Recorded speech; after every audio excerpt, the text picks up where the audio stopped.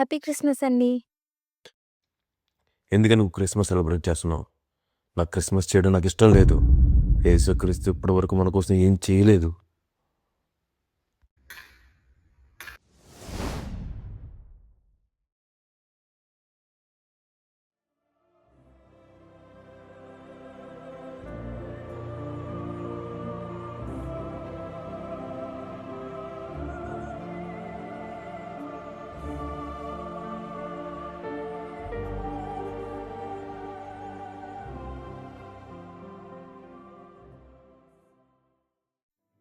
ఈ క్యాండిల్‌ని చూడండి.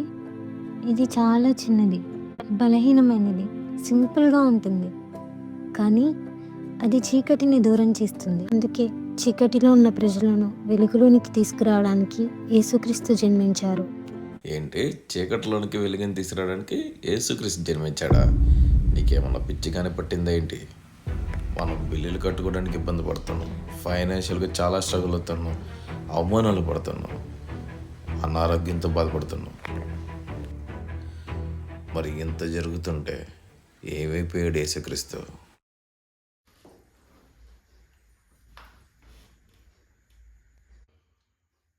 ఆయన మనకు విలాసవంతమైన జీవితాన్ని ఇస్తానని వాగ్దానం చేయలేదు. ఆయన మనకు మోక్షాన్ని ఇస్తానని వాగ్దానం చేశాడు. యోహాను 3:16లో ఇలా ఉంది: దేవుడు లోకంని ఎంతో ప్రేమించి, అంటే దేవుడు నిన్ను నన్ను కూడా ప్రేమిస్తున్నాడు. ఆయన నిన్ను కూడా ప్రేమిస్తున్నాడు.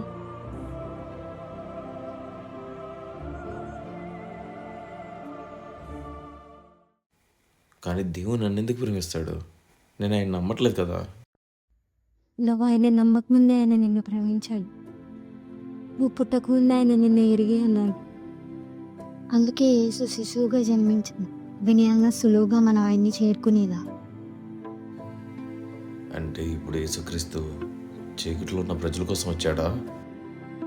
అవును, యెషయా 9:2 ఇలా చెప్తుంది: చీకటిలో నడుస్తున్న జనులు గొప్ప వెలుగును చూశారు.